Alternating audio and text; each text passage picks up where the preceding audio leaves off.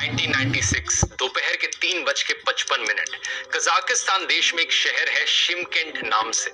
इस शहर से कजाकिस्तान एयरलाइंस का एक चार्टर्ड एयरक्राफ्ट टेक ऑफ करता है।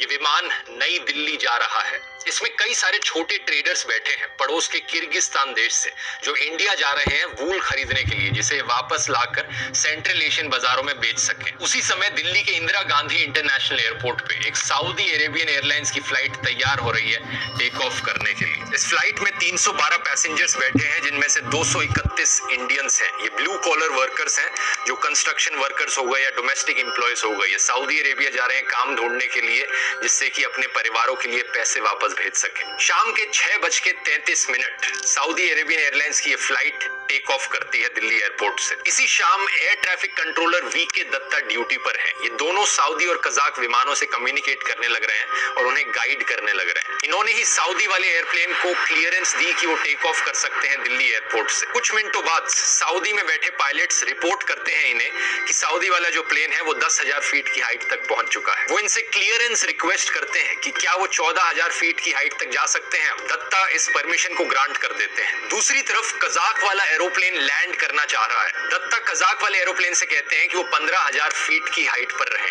उससे ज्यादा नीचे ना उतरे, क्योंकि ये 14,000 फीट की हाइट पर ये सऊदी वाला एरोप्लेन है। दोनों विमानों के बीच में कम से कम 1,000 फीट का डिस्टेंस, वर्टिकल डिस्टेंस रहना चाहिए। वीके दत्ता को अपने स्क्रीन पर ये दोनों एरोप्लेन्स ब्लिंकिंग डॉट्स की तरह दिखने लग रहे हैं। कुछ ही मिनटों में देखते हैं कि कैसे दोनों ब्लिंकिंग डॉट्स एक दूसरे के करीब आए जा रहे हैं, और फिर देखते ही देखते ये दोनों डॉट्स एक दूसरे में फ्यूज हो जाते हैं और फिर अचानक से गायब हो जाते हैं। ये वो पॉइंट था जब दत्ता को पता चला कि यहाँ पर कुछ तो बहुत खराब हो गया है। दिल्ली से करीब 100 किलोमीटर दूर एक छोटा सा शहर है चरखी दादरी करके। उस शाम को इस शहर में रहने वाले लोग अचानक से देखते हैं कि आसमान में जैसे बिजली चमकी हो, बहुत तेज रोशनी चमकती है, और फिर उन्हें सुनाई देता है जैसे बिजली कड़कने की आवाज हो, थंडर की आवाज सुनाई देती है उन्हें। इससे पहले कि वो सोच पाते यहाँ पर हो क्या रहा है, आसमान से लोहे के टुकड़े बरसने शुरू हो जाते हैं उनके। पता चलता है कि ये दो विमान एक दूसरे में क्रैश कर चुके हैं। ये देश के इतिहास का पहला और इकलौता मिड एयर कोलिजन बन जाता है, और साथ ही साथ वर्स्ट एयर डिजास्टर इंडिया की हिस्ट्री में।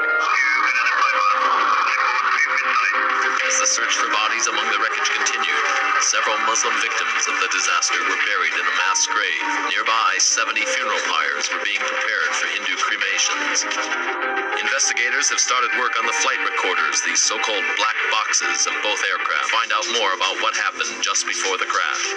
Even as a judicial inquiry ordered by the Prime Minister, Mr. Deve Gowda, begins its probe into the disaster, experts are looking at various theories that could have caused the tragedy. The radar which we have today in Delhi is a primary radar and it's a fairly old one.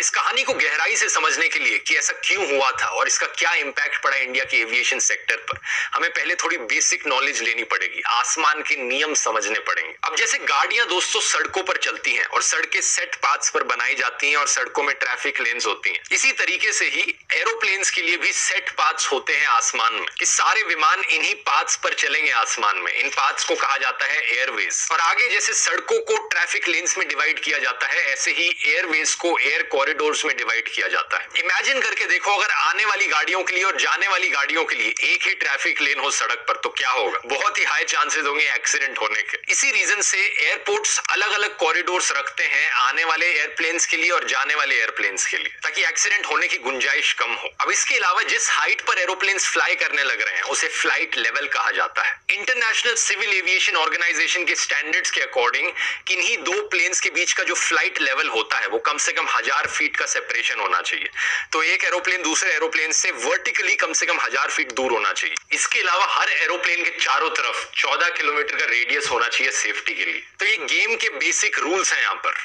और अगला सवाल ये उठता है, ये कौन ensure करेगा कि इन रूल्स को फॉलो किया जा रहा है सारे एरोप्लेन्स के द्वारा? ये इंश्योर किया जाता है एयर ट्रैफिक कंट्रोलर्स के द्वारा, यानी एटीसीज के द्वारा। जमीन पर बैठे एटीसीज हमेशा मॉनिटर करके रखते हैं कि जो भी एरोप्लेन्स आसमान में हैं वो किस पोजीशन पर हैं, कितनी स्पीड से चलने लग रहे हैं और कितने ऑल्टीट्यूड पर हैं, कितनी हाइट पर है। ये सब चेक करना बहुत जरूरी होता है ताकि सारे एरोप्लेन्स को सेफ रखा जा सके। एयर ट्रैफिक कंट्रोलर्स को अपने स्क्रीन पर ये चीज दिखती है ब्लिंकिंग डॉट्स की तरह। सारे एरोप्लेन्स ब्लिंकिंग डॉट्स की तरह दिखते हैं उन्हें। और अब अगला सवाल यहाँ पर ये उठता है कि एयर ट्रैफिक कंट्रोलर्स को ये इन्फॉर्मेशन मिल कैसे पाती है कि ये सारे प्लेन्स कहां पर है। उन्हें ये इन्फॉर्मेशन मिलती है रेडार से। रेडार बेसिकली एक ऐसा डिवाइस है जो रेडियो वेव्स का इस्तेमाल करता है दूर मौजूद ऑब्जेक्ट्स को डिटेक्ट करने के लिए। अब रेडार से ना सिर्फ एरोप्लेन, स्पेसक्राफ्ट्स बल्कि टोर्नेडोज को भी डिटेक्ट किया जा सकता है। लेकिन जिन रेडार्स का इस्तेमाल किया जाता है एरोप्लेन्स को डिटेक्ट करने के लिए, उन्हें हम दो भागों में बांट सकते हैं, प्राइमरी रेडार्स और सेकेंडरी रेडार्स। प्राइमरी रेडार एक ऐसा सिस्टम है जिसमें दुनिया भर में जमीन पर स्ट्रैटेजिक लोकेशंस पर कुछ एंटीनास को लगाया गया है। वो एंटीनास रेडियो वेव्स भेजते हैं और वो रेडियो वेव्स जब एरोप्लेन से रिफ्लेक्ट होकर वापस आती हैं तो टाइम देखा जाता है जिसके बेसिस पर डिस्टेंस को कैलकुलेट किया जाता है। प्राइमरी रेडार्स डिस्टेंस बता सकते हैं एरोप्लेन का हॉरिजॉन्टली, लेकिन वर्टिकली नहीं बता सकते कि वो एरोप्लेन कितनी हाइट पर है। वर्टिकल डिस्टेंस बताने के लिए सेकेंडरी रेडार का इस्तेमाल किया जाता है और ये थोड़ी कॉम्प्लेक्स टेक्नोलॉजी है। इसमें एक ट्रांसपॉन्डर लगाया जाता है एरोप्लेन के ऊपर और जो भी प्राइमरी एंटीना से सिग्नल्स आ रहे हैं रेडियो वेव्स के, ये ट्रांसपॉन्डर उन सिग्नल्स को कैच करता है और रिस्पॉन्ड करता है अपने सिग्नल्स से। इस तरीके से ये और ज्यादा इंफॉर्मेशन प्रोवाइड करता है एक फ्लाइट की पोजीशन के बारे में और ज्यादा रिलायबल इंफॉर्मेशन प्रोवाइड करता है। अब बात क्या है दोस्तों, इस सेकेंडरी रेडार की टेक्नोलॉजी काफी नई है। 1990s के समय में जिस टाइम पे ये इंसिडेंट हुआ था, उस समय में सेकेंडरी रेडार की टेक्नोलॉजी नहीं इस्तेमाल की जाती थी।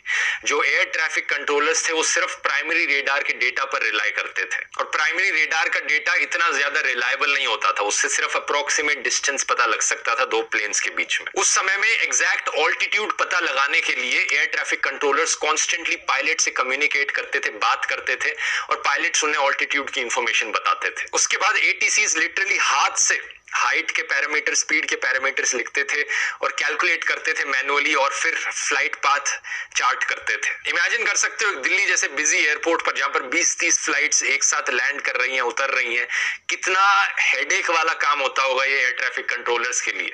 बहुत ही स्ट्रेसफुल जॉब थी। जॉब तो ये आज भी काफी स्ट्रेसफुल है, लेकिन उस जमाने में और भी ज्यादा स्ट्रेसफुल हुआ करती थी। और ऐसा भी नहीं है कि हमारे ATCs ट्रेंड नहीं होते थे, उन्हें अच्छी ट्रेनिंग मिलती थी, बहुत एजुकेटेड लोग थे वो, लेकिन एक पॉइंट ऑफ टाइम के बाद किसी भी इंसान के लिए वर्कलोड, स्ट्रेस बहुत ज्यादा हो जाता है। दिल्ली एयरपोर्ट के डेप्यूटी डायरेक्टर JS आहूजा ने एक बार कहा था कि peak hours per traffic control rooms के अंदर जो टेंशन होती थी वो बिल्कुल दम घुटने वाली होती थी। यही रीजन है कि 1990s के एक समय पर ATCs को, एयर ट्रैफिक कंट्रोलर्स को दुनिया की सबसे स्ट्रेसफुल जॉब माना जाता था। डॉक्टर से भी ज्यादा स्ट्रेसफुल, रेस कार ड्राइवर से भी ज्यादा स्ट्रेसफुल। यही कहानी इंडिया में भी थी। ATCs की जॉब बहुत ज्यादा स्ट्रेसफुल थी। आज के दिन इंसानों पर डिपेंडेंस थोड़ी कम हो गई है। डेटा एनालिटिक्स का इस्तेमाल किया जाता है, मशीनों का इस्तेमाल किया जाता है इन सब चीजों के लिए। 12 नवंबर की उस शाम को किससे क्या गलती हुई कि इतना बड़ा डिजास्टर हो गया, दो प्लेन एक दूसरे में क्रैश कर गए। तो बात यह है दोस्तों कि एक्सीडेंट्स को लेकर एक बड़ी पॉपुलर थ्योरी बताई जाती है, द स्विस चीज मॉडल।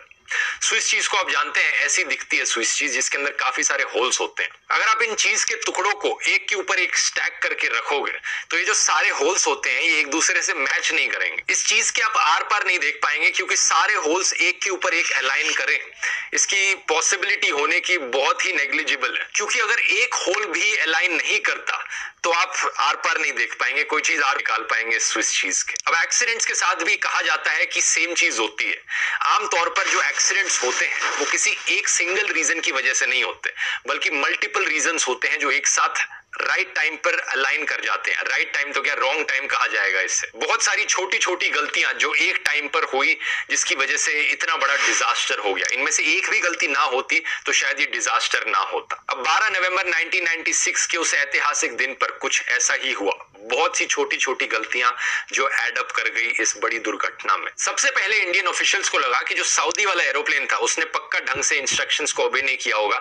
उन्हें 14,000 फीट तक रहने को कहा गया था, लेकिन वो 15,000 फीट तक वो विमान चला गया और कजाक वाले के साथ जाकर टकरा गया। लेकिन जब दोनों प्लेन से ब्लैक बॉक्सेस को रिकवर किया गया तो वहां से जो फ्लाइट डेटा रिकॉर्डिंग देखी गई कि एग्जैक्टली क्या बात चल रही थी पायलट के बीच में, और पता चला कि सऊदी वाला जो एरोप्लेन था एक्चुअली में वो 14,000 फीट पर ही था और जो टकराव हुआ था इन दोनों एरोप्लेन्स के बीच में वो 14,000 फीट पर हुआ था। यानी कि जो कजाक वाला एरोप्लेन था वो 15,000 से 14,000 फीट पर आ गया था। तो सवाल ये उठा कि ऐसा क्यों? VK दत्ता ने कहा था कि कजाक वाले एरोप्लेन के पायलट्स को कि 15,000 फीट पर रहो, उससे नीचे मत आना। जो ऑडियो रिकॉर्डिंग्स रिकवर करी गई ब्लैक बॉक्स से, उन्हें सुनकर पता चला कि जो 2 कजाक के पायलट्स से इस कजाकिस्तान वाले एरोप्लेन में, वो एक्चुअली में ध्यान से सुन भी नहीं रहे थे कि एटीसी क्या कहने लग रहा है। वो एक्चुअली में एक दूसरे को कंप्लेन करने लग रहे थे कि ये दिल्ली में कितना ट्रैफिक है, यहाँ पर दिल्ली एयरपोर्ट पे कितने ट्रैफिक हैंगअप्स होते हैं। दूसरी चीज ये पता चली कि एक्चुअली में इन कजाक पायलट्स को इंग्लिश भी ढंग से समझ में नहीं आती थी। इनफैक्ट एक रेडियो ऑपरेटर था प्लेन के अंदर जो एटीसी से आए मैसेजेस को ट्रांसलेट करने लग रहा था इंग्लिश से रशियन में, ताकि इन पायलट्स को समझ में आ सके। एक्सीडेंट की रिपोर्ट ने यहां पर कंक्लूड किया कि एटीसी ने जो उन्हें इंस्ट्रक्शन सुनाई थी उसमें एरर ऑफ अंडरस्टैंडिंग हुआ। एटीसी ने उन्हें एक certain flight level, certain height पर रुकने को कहा, उन्होंने उसे मिसअंडरस्टैंड कर लिया, या उन्हें लगा कि ये इंस्ट्रक्शन दूसरी फ्लाइट के लिए बताई गई। उस बात का गलत मतलब समझ लिया, इसलिए वो डिसेंड कर गए। एक्चुअली में उस जमाने में दोस्तों सोवियत यूनियन का अभी अभी ब्रेकअप हुआ था, कजाकिस्तान एक नया देश था, और जो रशियन नेशनल एयरलाइंस थी उसे बांटा गया था अब अलग अलग कंट्रीज की एयरलाइंस में, जब सोवियत यूनियन का ब्रेकअप हुआ। और इन एयरलाइंस की रेपुटेशन बिल्कुल भी अच्छी नहीं थी। कहा जाता था कि एक समय पर किसी एक पायलट ने अपने बच्चे को कंट्रोल्स पे टेक ओवर करने का मौका दे दिया। कहानियां सुनने को मिलती थी कि वोडका शॉट्स ले रहे हैं पायलट्स लैंडिंग करने से पहले। तो ओवरऑल रशियंस की रेपुटेशन इतनी अच्छी नहीं थी इस चीज को लेकर। अब लेकिन बड़ा सवाल यहाँ पर ये उठता है कि एक मिसअंडरस्टैंडिंग की वजह से इतना बड़ा डिजास्टर हो जाए। क्या इस सिस्टम को बनाने वाले लोग सिर्फ इस पर रिलाई कर रहे हैं कि वो कम्युनिकेशन जो होगा पायलट और एयर ट्रैफिक कंट्रोलर के बीच में वो सही होगा? अगली प्रॉब्लम ये थी जो मैंने आपको वीडियो में एयर कॉरिडोर्स के बारे में पहले बताया था। एक एयर कॉरिडोर होता है एरोप्लेन्स के जाने के लिए, एक एयर कॉरिडोर होता है एरोप्लेन्स के आने के लिए। लेकिन 1990s में ऐसा नहीं होता था, एक ही एयर कॉरिडोर का इस्तेमाल किया जाने लग रहा था। तीसरा मैंने आपको बताया कि सेकेंडरी रेडार उस समय इस्तेमाल नहीं किया जाता था, तो एयर ट्रैफिक कंट्रोलर को भी पायलट से कम्युनिकेशन पर रिलाई करना पड़ता था। अब इस भयानक एयर डिजास्टर के होने के बाद हमारी सरकार ने, इंडियन ऑफिशियल्स ने और दुनिया भर के एविएशन एक्सपर्ट्स ने इससे सीख ली और पूरे सिस्टम में बहुत से ऐसे चेंजेस किए जिसकी वजह से ऐसी कोई घटना दोबारा ना हो। और थैंकफुली आज तक इंडिया में भी ऐसी कोई घटना दोबारा नहीं हुई है। इसके बाद से कभी भी 2 एरोप्लेन्स एक दूसरे के साथ हवा में कोलाइड नहीं करे। क्या रीजन है इसके पीछे? पहला तो यही है कि अब सेपरेट एयर कॉरिडोर्स कर दिए गए हैं आने वाले विमानों के लिए, जाने वाले विमानों के लिए। दूसरा, secondary radar. Directorate General of Civil Aviation एक स्टैट्यूटरी बॉडी है सेंट्रल गवर्नमेंट की, जो कई सालों से रेकमेंड कर रही थी कि हमें एरोप्लेन्स में सेकेंडरी रेडार्स को लगा देना चाहिए, लेकिन सरकार सुन नहीं रही थी। लेकिन एक ऑफिशियल ने जैसा बताया, अगर आपकी रिकमेंडेशन रिपोर्ट पर खून के कुछ दाग पड़ जाए तो इंप्लीमेंट करना उस चीज को बहुत आसान पड़ जाता है। सरकार अब एक्शन में लग गई। सरकार ने मैंडेटरी बनाया कि हवा में उड़ने वाला हर एयरप्लेन अब TCAS के साथ उड़ेगा, traffic collision avoidance system, TCAS। Charkhi Dadri की इस घटना के सिर्फ 5 महीने बाद civil aviation minister CM Ibrahim ने अनाउंसमेंट करी लोकसभा में कि 31 दिसंबर 1998 के बाद जितने भी 30 सीटर प्लस विमान हैं इंडिया में, सब पे TCAS सिस्टम फिट किया जाएगा। ये बेसिकली एक ऐसा सिस्टम है जो अलार्म बजा देता है एरोप्लेन के अंदर अगर कोई भी और विमान उस एरोप्लेन के 1000 फीट वर्टिकल डिस्टेंस में आए तो। उससे भी ज्यादा इंपॉर्टेंट चीज ये है कि एक बार जब अलार्म बज जाता है तो ये सिस्टम पायलट को बताता भी है कि किस डायरेक्शन में उड़ो ताकि ये 1000 फीट मेंटेन रह सके। तो अगर नीचे से दूसरा विमान आपके एरोप्लेन के पास आया है तो ये अलार्म बजेगा और अलार्म बताएगा पायलट्स को कि ऊपर की डायरेक्शन में जाओ। ये एक बहुत बड़ा कदम था इंडिया के लिए, क्योंकि TCAS उस समय में एक बहुत ही एक्सपेंसिव टेक्नोलॉजी थी। बहुत सारे देशों ने कंप्लेन किया कि हम अपने एरोप्लेन्स में इसे फिट नहीं कर सकते क्योंकि हमारे लिए बहुत महंगा पड़ रहा है, लेकिन इंडिया अपनी बात पर डटा रहा और इवेंचुअली बाकी देशों को भी ये सिस्टम अपने एरोप्लेन्स में इंप्लीमेंट करना पड़ा। तीसरा इशू जो इस घटना की वजह से उठा वो था लैंग्वेज और उसकी बारीकियों को लेकर। जब कोई भाषा बोलता है, दूसरा वाला इंसान उसे कितनी बारीकी से समझ पाता है, कहीं उसे मिस इंटरप्रेट तो नहीं कर लेगा। ये जो मिसअंडरस्टैंडिंग हो सकती है पोटेंशियली ATC और पायलट्स के बीच में, इसे कैसे होने से अवॉइड किया जा सके। दुनिया भर में आधे से ज्यादा देशों के पास अपनी खुद की एयरलाइंस है, अपने खुद के पायलट्स और ATCs हैं जो अपनी भाषा में बात करते हैं। इतने सारे मल्टीकल्चरल बैकग्राउंड के लोग कैसे एक दूसरे के साथ कम्युनिकेट कर पाए जिसमें कोई मिसअंडरस्टैंडिंग ना हो? क्या हो सकता है इसका सोल्यूशन? इंडिया ने 1998 में इस इशू को इंटरनेशनल कम्युनिटी के सामने उठाया, ICAO के सामने उठाया। प्रपोजल रखा गया कि हर पायलट के पास इंग्लिश की लैंग्वेज के लिए कम से कम इतनी प्रोफिशिएंसी होनी चाहिए कि वो कम्युनिकेट कर पाए। इस पर काफी चर्चा हुई क्योंकि ऐसे बहुत देश हैं दुनिया में जिनकी इंग्लिश फर्स्ट लैंग्वेज नहीं है। उन देशों के लिए क्या किया जाए, लेकिन किसी ना किसी लैंग्वेज को तो यहाँ पर चूज करना था, नहीं तो बात नहीं बन पाती, मिसकम्युनिकेशन होता ही होता। इसलिए इंग्लिश को इवेंचुअली चूज कर लिया गया एज द इंटरनेशनल लैंग्वेज। आज के दिन इंटरनेशनली अगर किसी भी एरोप्लेन में किसी भी पायलट को फ्लाइट करनी है तो पायलट को इंग्लिश आनी जरूरी है। ये एक बड़ा इंटरेस्टिंग सवाल है यहाँ पर कि इंग्लिश को ही क्यों चुना गया, क्यों इंग्लिश दुनिया की सबसे पॉपुलर लैंग्वेज है, नंबर 1 लैंग्वेज है। इस पर वैसे मैंने डिटेल में एक वीडियो बनाया था, अगर आप जाकर देखना चाहें इस वीडियो के बाद देख सकते हैं, इसका लिंक मैं नीचे डिस्क्रिप्शन में डाल दूंगा। तो रूल ये बनाया गया कि इंटरनेशनली इंग्लिश आनी जरूरी है, लेकिन अगर कोई नेशनल फ्लाइट हो रही है, कंट्री के अंदर फ्लाइट हो रही है, तो ये रूल एप्लीकेबल नहीं। पायलट्स अपनी नेशनल भाषा का इस्तेमाल कर सकते हैं एक दूसरे के साथ कम्युनिकेट करने में। तो बेसिकली अगर हम स्विस चीज मॉडल की फिर से बात करें तो यहाँ पर कोशिश करी गई इंडियन गवर्नमेंट के द्वारा और दुनिया भर की एविएशन ऑर्गेनाइजेशंस के द्वारा कि जितने भी होल्स हमें दिखे इस स्विस चीज मॉडल में सबको फिलअप कर दिया जाए, ताकि आने वाले टाइम में कोई भी ऐसा एक्सीडेंट ना हो। और फॉर्चुनेटली आज के दिन तक कोई ऐसा मिड एयर कोलिजन नहीं हुआ है। यही बेसिकली रीजन है कि आज के दिन आप अगर सोचते हो कि 2 एरोप्लेन्स हवा में उड़ रहे हैं, क्यों नहीं कोई 2 एरोप्लेन्स एक दूसरे के साथ जाकर कोलाइड कर जाते, क्यों ऐसा एक्सीडेंट नहीं होता आज के दिन, यही रीजन है। लेकिन ऐसा भी नहीं है कि एरोप्लेन क्रैशेस होने बिल्कुल ही खत्म हो गए हो। आज के दिन भी